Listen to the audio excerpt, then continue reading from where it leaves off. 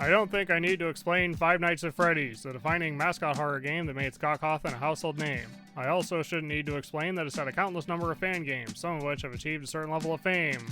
Or infamy. There's even a good amount of adult content in this vein of varying quality. Rule 34 is a rule for a reason. I'm normally not the type of person to talk about the last type of content, but there's one particular FNAF fan game in early access that I think deserves more attention called In Heat Lustful Nights. Now, based on that title, you'd probably guess that it's an adult fan game. It is. However, if you go ahead and turn the adult content off, you still have a surprisingly fun game with a shocking amount of love and effort put into it. I'm going to try to keep this video as YouTube friendly as possible, so all of the footage you'll see is PG-13 at most. However, considering the nature of this game, a couple adult references may still slip through. For example, no, you can't play this game one-handed. In Heat is a FNAF fan game in development by Monsterbox and published by Critical Bliss, at least on Steam. It's currently available on Steam and itch.io for $15, but it does occasionally go on sale. That's how I got it. You play as a new employee at the Diamond Straits Resort and Spa, an island home to a number of animal-human hybrids. Although the Steam description paints the idea of getting frisky with the girls is a good thing, you can only perform well if you keep them out of your office. Since the game is in early access, it currently has two game modes, Nightclub and Security Office. Side note, the tape labels the second mode as Security Room, but the patch notes identify it as Security Office, so I'm going with that. From here on, this video will double as a sort of guide on both modes, so you can have a better idea of what sets it apart from your typical FNAF fan game, starting with Security Office, since that was the first mode implemented. Keep in mind that since this game isn't finished yet, this is based on the February 10th, 2025 build. In the Security Office mode, you play as a new security guard to Diamond Straits known only as Number 20, a name that implies that 19 others left your post for one reason or another. I'll mention here that in a previous build you played as Number 37, so the name change could be more of an attempt at narrative cohesion. As the new guy, it's your job to help maintain the facilities until 7 a.m. while keeping the resort's famous girls at bay. This mode is the closest you'll get to a mascot horror in the most traditional sense, but aside from some subtle hints at larger lore, there isn't much story content here. We begin with the tutorial, a newer addition that helps prevent front-loading everything in the first night or awkwardly spacing certain details across multiple nights after they're relevant. The phone guy, I'll call him Phone Guy 1, welcomes you to Diamond Straits and explains how to perform maintenance tasks while giving you a chance to familiarize yourself with the controls. Hello, Employee 20. Welcome to the first night of the rest of your life. That is to say, welcome to the Diamond Straits Resort and Spa. You have full access to the facility's cameras, but you'll mostly use them for maintenance tasks. You'll know which ones you must perform based on sound cues, but an important indicator is the light in your office. If it's green, everything's fine. After that, yellow means there's one issue, red means two issues, and purple means that not only have all three issues cropped up, but you'll lose if you don't do something very soon. As for the tasks themselves, if the power switch is off, press the appropriate buttons based on the order of the colored sticky notes in your office and flip the switch. If the essence vault leaks, turn the valve until a line hits the green part of the meter. By the way, when Phone Guy mentions essence for the first time, he dodges the question of what exactly it is. I know what you're wondering. What's an essence vault? What's essence? Well, it's very simple. Stop asking questions. Anyway, the last task is to interact with the cleaning robot if you see it on its side, so it'll get back upright. It'll be very grateful when you do. Thank you. The only other thing you're taught here is that instead of managing power, you have to watch your sanity. Sanity drains at a constant rate throughout the night, but drains faster if one or both doors are closed. You don't lose if your sanity drops to 0, but you don't want it getting too low, or else you'll have a harder time changing cameras and stop hearing sound cues. You're too scared, after all. For this reason, you're provided with a plush toy on your desk that you can squeeze at any time to restore your sanity. You can choose between a Sammy or Poppi plush before you begin. You're not done learning the ropes, obviously, but covering these base mechanics in a tutorial helps ease players into the layers of threats to come. Pun not intended. Night 1 is a low-intensity night that gives you an idea of how to balance your maintenance work while dealing with the girls. Unlike a traditional FNAF-style game, you can look all around your office and the girls reaching your doors isn't an instant death. Instead, they first go through two states, standing at your door, then looking in through the window. If you don't close the door in time while they're at the window, you'll lose and prematurely end the night. With that in mind, Phone Guy 1 introduces 3 of the girls and their unique mechanics. First is Sammy the Tiger. Everyone loves Sammy. She's the face of the company. One might even say the mascot. When you leave the cameras, she has the chance of appearing in your office and staring at you with bedroom eyes. Don't worry, you won't lose here, although she will prevent you from interacting with objects or doors. Looking around the office enough will make her dizzy, after which she'll leave and you'll regain some sanity. For my hours of playing, I noticed that this mechanic can trigger even if she's at the window or one or both doors are closed. With this in mind, I realized you can cheese her and remove a potential window threat by repeatedly opening and closing the cameras to get her into the office instead. This can also help you regain some sanity if you can't easily use the plush. The second girl is Poppi, a rabbit who is rather playful, at least in a Harley Quinn sort of way. She has a random chance of dropping a bomb into your office from the ceiling, which will end the night prematurely if it explodes. If you look up at and interact with it long enough, it will defuse. The last girl for the night is Nile, a cat girl who craves attention. Guess she has a bit of a complex about being overlooked. If an exclamation point appears above her head when you look at her through the cameras, she'll want you to stare at her until a heart fills up. If it does, she'll temporarily stop moving or transitioning between door states. You can't do this when she's at the window. If you look away from Nile while giving her attention, she'll break the camera you last saw her at, which can't be repaired unless you have assist mode on. From my experience, however, I noticed you can avoid the camera breaking if you look away when the exclamation point appears, but before the heart does. I like that at this point the game knows how a first night should work in this genre and gives you plenty of time to grasp its mechanics and understand how the girls behave. Of course, it only gets more complex from here. Starting with night 2, you must now deal with Misty, the shark DJ who sleeps in the room next to yours. From this point on, how you use the plushie actually matters, as abusing it will wake her up and anger her to the point that she'll rush into your office and end the night. The only way to stop her is closing your left door, but you'll quickly lose all your sanity as a penalty. If your timing is a little late, she'll try to break in by opening the door, and the only way to stop her is by mashing the door button. The only way to prevent angering her is careful plushie use. If you need to use it, I would recommend squeezing 3 times, waiting a couple seconds, and then repeating. Sometimes Misty's door will open on its own, making her more sensitive to the plush noises, so make sure you check the left camera every so often and close it. Is this place haunted? Probably. I think Misty adds a good twist to tracking sanity and makes the process of managing it more engaging, while also addressing the potential for players to just abuse the plushie and never worry about sanity levels. I also appreciate that they actually animated Misty trying to break in, which you can see if you open the cameras fast enough. Night 3 isn't very remarkable, as it's just a harder night 2, but I appreciate the reprieve so that players can adjust to juggling 4 girls at once on top of their routine maintenance. Wow, 20. You've really made a name for yourself here. Nearly 5 nights at Diamond Straits.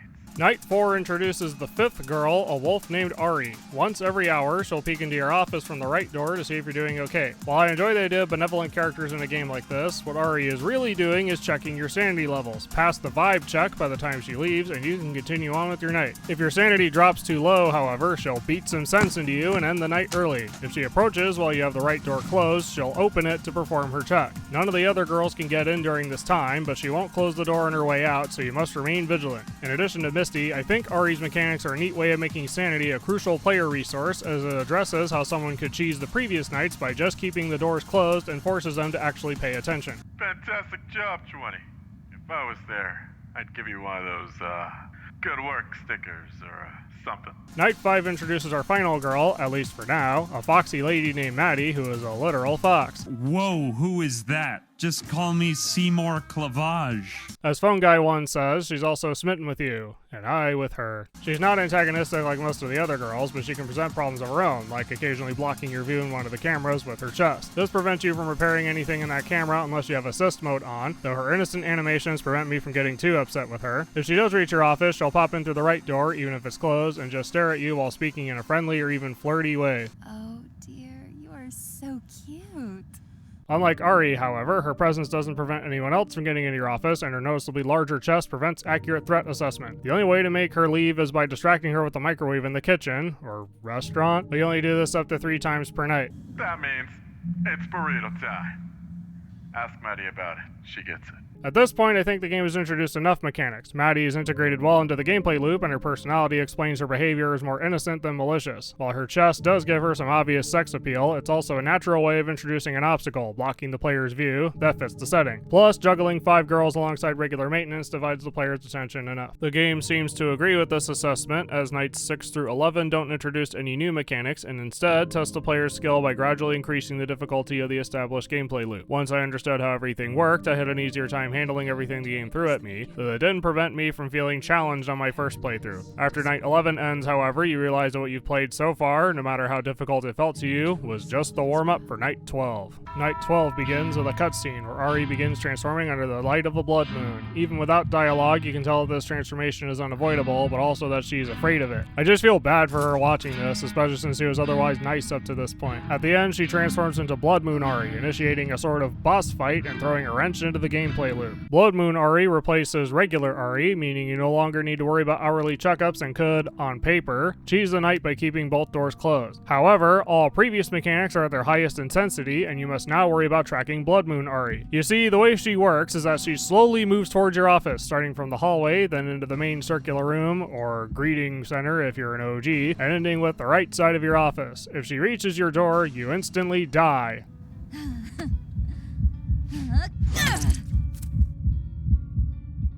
Closing the door won't save you either. The only way to stop her, or at least slow her down, is by looking at her through the cameras, even if Maddie blocks your view. Now, I think Blood Moon Ari is a great way of spicing things up. She's the only girl actively trying to kill you, and you might think you'll have an easier time without constantly worrying about your sanity, but forcing the player to actively check on her presents a different kind of challenge by dividing your attention as far as it possibly can. This challenge can feel easier once you've mastered how she works. I've even beat this mode without sound just to get audio, but I like the developer's creativity. There was also clearly an effort at making this night feel more unique in a way that it can feel genuinely unnerving the first time. At the start of the night, Phone Guy 1 calls you one last time, but only to warn you and wish you luck on surviving. Employee 20, you are advised to stay inside your office. Keep all your doors closed. Do not run. Use the cameras.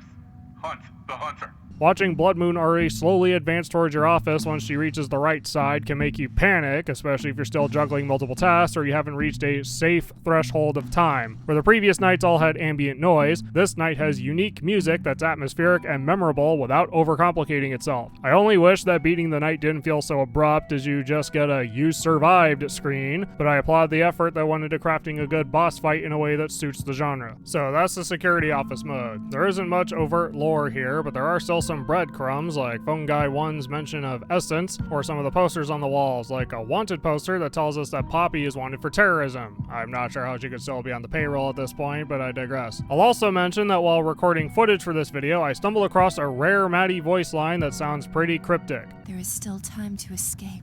I don't remember which night I got this from, but the fact that she cares this much about your safety to want you away from an unknown threat speaks volumes. I felt shaking again. Are you okay? Although it's not clear exactly where you are in relation to Diamond Straits, it's clear that nature is slowly reclaiming the facility and it looks lived in without looking dingy. Something I also like is that while each girl has a jump scare, it's not as startling as those in FNAF, relying more on animations well suited for each character rather than loud equals scary, so it's pretty calm for this genre. Plus, with the adult content off, you also get an additional Arkham-style game over screen, which is a nice touch that gives each character a little more flavor. You really couldn't wait till the after show, could you? If I had any real complaints so far, it would be that Nile doesn't have as much characterization as the other girls, at least for me, since she just craves attention to the point that she's willing to hypnotize you. I know Maddie just wants to be near you, but that hidden line already puts her ahead for me. Now for the nightclub mode. Hello, employee number 20. Congratulations on the promotion.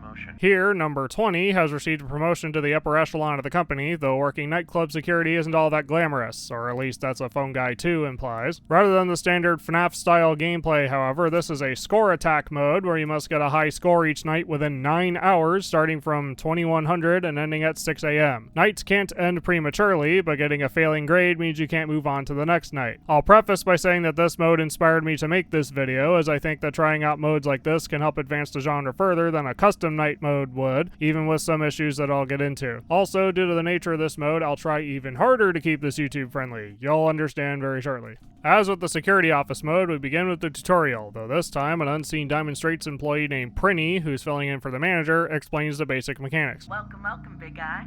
Since the previous manager is out on leave, I'll be taking over. The name's Prinny.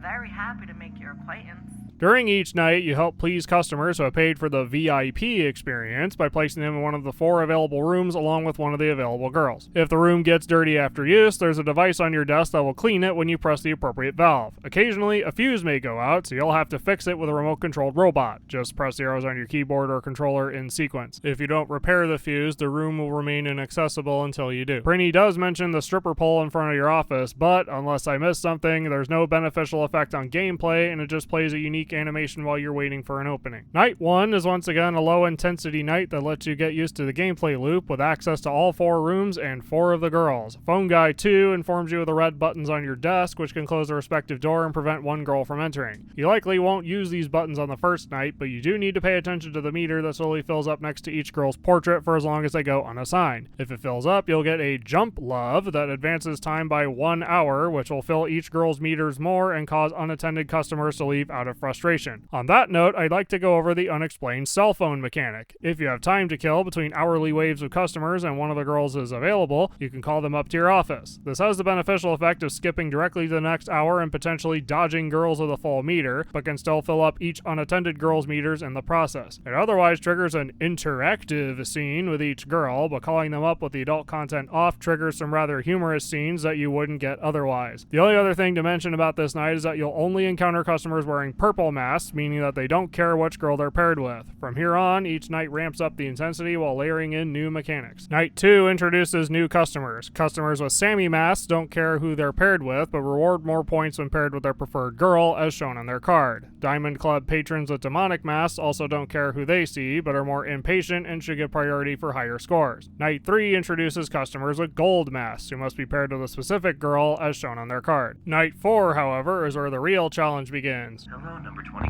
Hope you've been settling in well.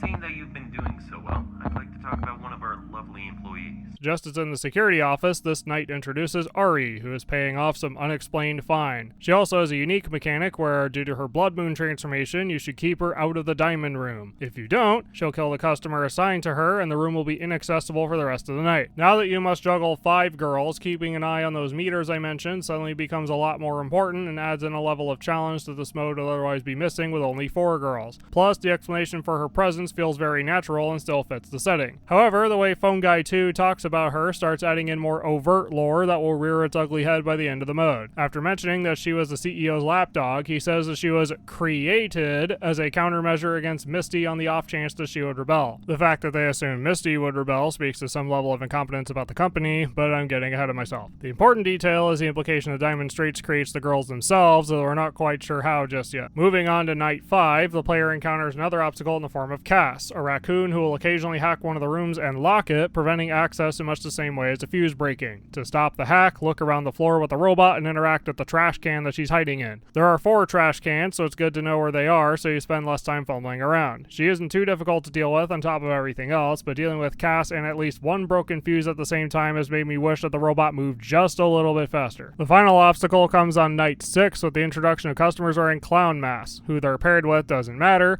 but they will automatically dirty the room when they're finished, so I hope you memorize the room locations by now. After that, Nights 7 through 11 are just slowly ramping up the difficulty. However, there are 2 notable events. The first is that you're visited by a phone ghost on Night 8. Not sure what that's about, but I thought it worth mentioning. The other occurs on Night 11 when Phone Guy 2 calls you one final time. Rather than words of encouragement or an explanation of a new mechanic, however, he wishes you luck and gives you one final request. Do not trust the raccoon.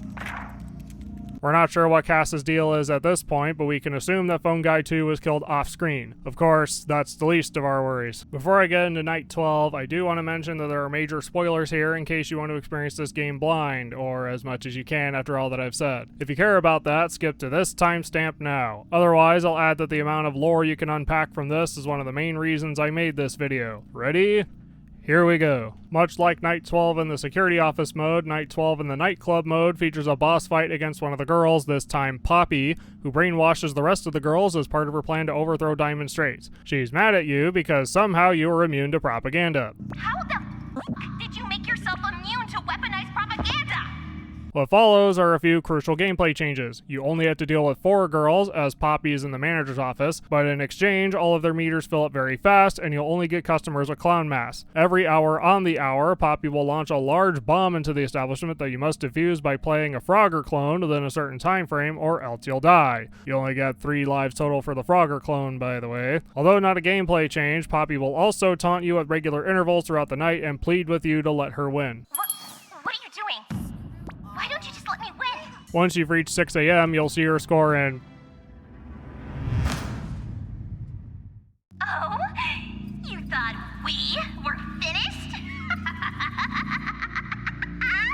Turns out there's a second phase. You must defuse all the bombs again, but now they're all on the same timer. Poppi sounds increasingly exhausted with each bomb you defuse, even using what sounds like her real voice while we get some lore drops. I'll show you what it feels like to be a trapped animal. A mention of someone named Arbuck, some sort of tower, and the implication that the girls were created from human women. Find a way to turn me back. She also brings up a man named Jimmy, likely her SO from before she became a rabbit hybrid. Where is Jimmy? Give him back. You'll never be Jimmy. It should be him there, not you.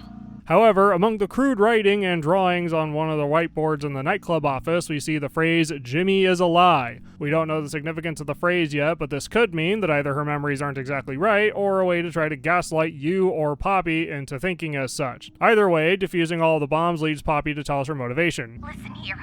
I don't know what was done to me, but they did something.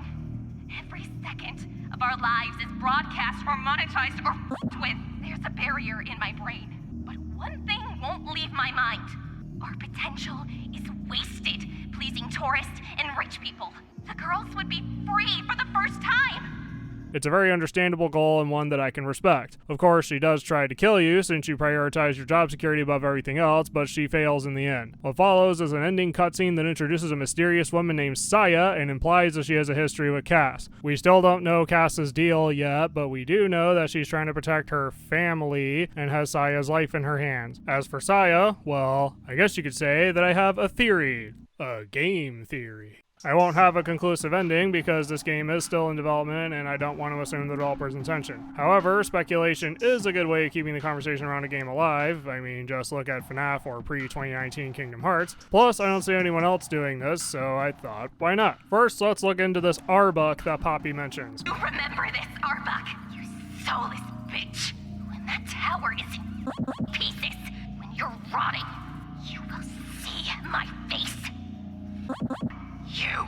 Considering how Poppi speaks of her, I think she's the one behind everything going on at Diamond Straits in some form or another. If it's true that the girls were created from human women, as Poppi suggests, then Arbuck may be the one behind the experiments that created them. But how? Although it's not spelled out, your security office shift had you keeping an eye on the Essence Vault, and based on the way Phone Guy 1 mentions Essence, it must be very important for the company. Based on my own familiarity with indie horror games, it wouldn't be too hard to deduce that this Essence is how Arbuck conducts her experiments, although I'm not sure if it was discovered or created. Regardless, it's clear from a poster in the security office that essence is an imperfect element, as touching the girls carries a risk of breaking down your molecular structure. If the risk is known, does that mean there's a hidden purpose to attracting wealthy men? I don't know the answer to that, but I think that the tower Poppi mentioned must be important to the entire operation and might even be where Arbuck resides. As for who Arbuck is, well, I have an idea. If you look around the cameras during the security office portion, you'll inevitably see two portraits, one of a black-haired cat girl and the other a white-haired human woman. They're obviously important enough to warrant special portraits, so it wouldn't be unreasonable to assume that they're involved in the essence experiments, enough that one of these two is Arbuck. As for which one, that's where it gets tricky without just a little more evidence. If the white-haired woman is Arbuck, then the cat girl's anatomy would suggest that she's the first successful essence experiment. As a matter of fact, we also see a close-up of her portrait in the main menu, another hint to her importance, and she also shows up for 2 frames at the end of night 12 while Poppi tries killing you with weaponized propaganda. This still image shows the cat girl hugging a full hybrid out of joy, either for a successful experiment or for having, on some level, a new friend. Before I get into the other possibility, however, this is where Saya comes in. Unlike the other hybrids, Saya has an angelic appearance, and she's important enough to warrant erecting a bronze statue right above your office, one that Poppi clearly despises. I'm going to break that stupid brass statue above your head.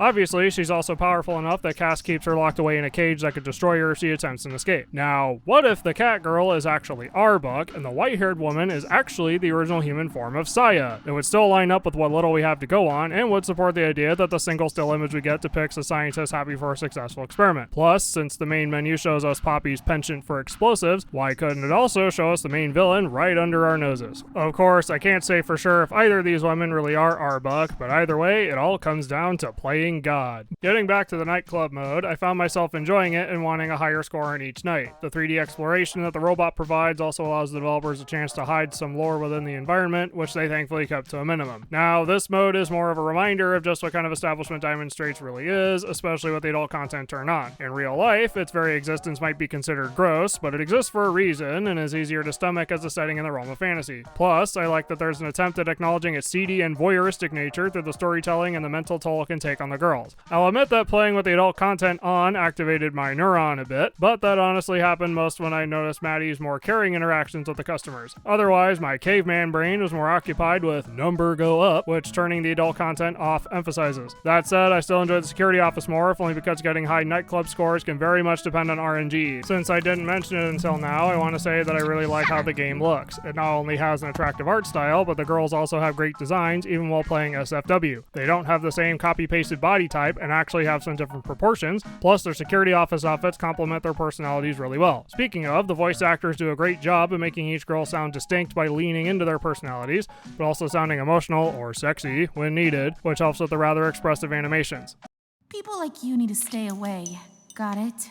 And that's all I really have to say about In Heat for now. Although I went into this game hoping for a neuron activation, the fact that turning the adult content off still resulted in a fun game with intriguing lore really surprised me, and I thought more people should know about it. It's a bit hard to be too critical of a game that's not finished yet, but you can really feel the love that Monster Box has for the genre and how committed they are to delivering a quality product while having fun doing it, especially if the patch notes are anything to go by. I hope they can not only make it the best it can be, but also that they stick to their vision of the story instead of falling into the pitfalls of the recent mascot horror titles have fallen into. And who knows, maybe I'll make another one of these when the full game releases. Until we meet again.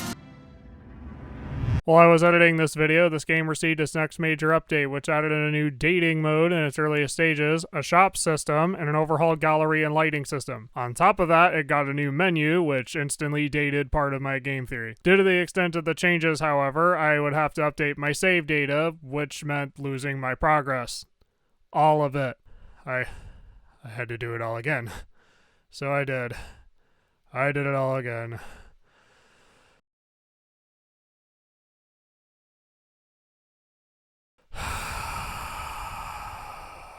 Now that we've done that again, let's look at the dating mode. As the name suggests, it's a mode where you can date the girls, so you can only date Sammy for now. Like the spin-off game In Heat Honeymoon, this plays out like a visual novel, but this time it's like a canon version. Like the other two modes, the dating mode has an introduction where the night guard, who I can only assume is still number 20, has acquired a golden ticket from Sammy. For more information, he goes to meet Prinny, an opossum hybrid who makes her main game debut and runs a dating service for the girls. It's how Diamond Straits shows their appreciation, she says. When the girls get a ticket, they pick someone they want to date as a way to de-stress. This time, Sammy has chosen us. It doesn't matter what we do on the date, but Prinny suggests that we can keep a girl's interest by showering her with tokens of affection.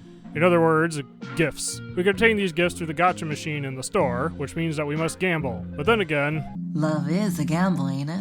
since it's relevant, we can't buy anything from the shop unless you have chips, which you obtain from looking through the cameras in either the other game modes or finding them around the nightclub with the robot. When you have enough, you can insert 10 or 100 chips and obtain a number of prizes, including gifts, as well as VHS tapes that unlock some, risque videos that would get this video age restricted or worse. So off we go to our first date with Sammy, which for some reason the company scheduled 2 hours after our night shift. During the tram ride, we're tempted by Misty, who is trying to break into Nile's cell phone, but we yeet her out of the car and focus our mind back on Sammy. When we arrive, we work past our hesitation when we notice a roaring fire in the park area. There we meet Sammy, who has been anticipating our arrival and starts teasing us for gazing upon her curvaceous figure. When we sit down at the bench, it seems that our mind quickly drifts to the carnal desires of man, so much so that we don't pay attention to what she's saying until we find our head in her lap. It's then that we have a real conversation with her until we drift off to sleep from exhaustion over the scheduling. Hours later, we wake up, and although we're disappointed that we slept through the date, it turns out that Sammy wants to see us again at a more convenient time. Score. When we walk back home through the fog, we run into Cass, who questions us about our date for, record keeping.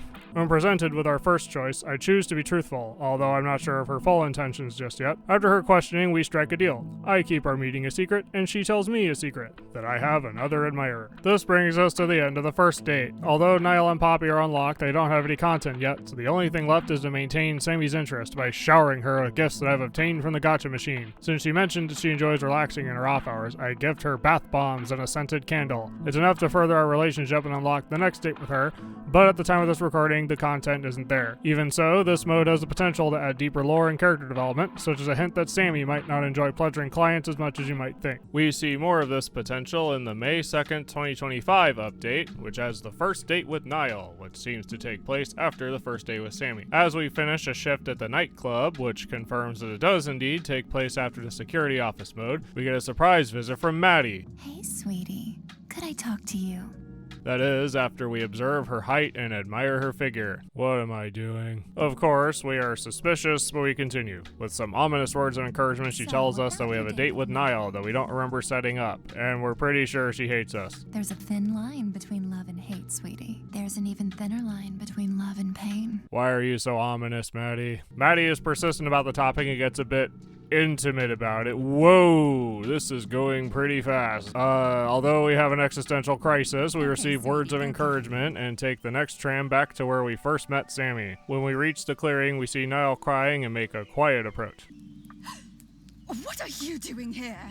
Clearly, she didn't know we had a date either. After some insistence that she wasn't crying, she reluctantly lets us join her on the bench. When she finally speaks to us, we lie and call our meeting a coincidence. Lucky. We soon end up flattering her for, a really long time until we finally compliment her eyes. They're beautiful, we say. Is that so? It starts to get real from there, and she finally tells us what was bothering her, as long as we swear to secrecy. As it turns out, a customer had seen a version of her on film that didn't align with her normal behavior and forced her to act it out. This line here also opens up some lore implications. You wanted me to dominate him, talk dirty, call him a filthy pig, smother him with my body, and use him until he's a dried-out withered mess to be tossed away. The customer complained to management, and they replaced her with Sammy. The dismissive attitude Nile received also made her feel lesser. We help lighten the mood, but just when it feels like we're having a tender moment, the mood sours when she explores our thigh and is upset that we're not pitching a tent. What? So I'm not good enough for you either? Nile tries to hypnotize us, but she stops herself and storms off in frustration. As we leave, we contemplate how we got a glimpse of the real Nile and have another existential crisis about how we might be a shallow person. This place must be changing us. We make our way back home, thinking about how hindsight is always 20/20 when we get a tanuki jump scare. Welcome home, Employee 20. It appears that Cass knows everything about everything that transpired, minus the fact that we only went because Maddie told us about Nile. We don't tell on Maddie, but we learn that we have a file. Oh, bother. After teasing us, Cass leaves and we go back to sleep in preparation for our next night shift. Ah, sleep. The brother of death. As with Sammy, I shower Nile with gifts to unlock the next date, but I have limited items to appeal to her vanity, so I give her a lot of makeup and a Nile Nendoroid. I can only wonder what else awaits us in the future. Part of that future came in the June 26, 2025 update, where we get the first Poppi date. I swear this is the final interruption for this half of the video. If you want to move forward, or just dodge spoilers from this particular date, feel free to skip to this timestamp here. Still here? Okay. Hours after night 12 of the nightclub mode, we wake up and reflect on Poppi's words. I just want my life back. You didn't go through what I went through. They did things. During our reflection, Cass comes a-knockin' and we let her in. It's afternoon. Turns out we're supposed to talk to Poppi in her cell. Wait, what? You heard me. Don't be cute. It's because we're on the payroll, but not doing anything. Can't argue with that. Of course, we have our reservations, since we're the reason she's... If you refuse, you will be fired and we'll take the apartment back. We continue our reflection on the tram ride, including how there's no way out of talking to the irritated rodent girl waiting for us. Lagomorph, sir. Gesundheit! Soon after our tram ride, we find the door to the island's prison. Inside, we eventually find ourselves face to face with Ari, the guardian of Poppi's cell. As we approach, she stops to frisk us and we feel oddly outranked. As Ari explains why we're getting frisked more thoroughly than Giorno visiting Pulpo's cell, we say, what is wrong with us? Following a long game of, is that a kebab in your pant or are you just happy to see me, we finally enter Poppi's cell. Seeing her locked away, we actually kind of feel bad for her and wonder if she deserved this since no one got hurt. We call out. Why are you here? Further communication quickly breaks down. Oh my god, just shut the fuck up! Okay, jeez. Through her personal attacks, we continue our attempts at diplomacy until she decides to get under our skin. You know what the worst part about you is? You're just nice. You're not good, you're not bad, just nice. You have no idea what's going on here. You have no idea what we go through. You just think that if you do the good thing, everything will work out. Well, that's not how the world works. There's being good, there's being nice, and then there's being right. We ask for clarification, but she instead tries to break our spirit by telling us that Sammy didn't really like us, which almost works until she criticizes our performance. Joke's on her, we never scored. We rightfully call her out in return, but we get a little cocky and...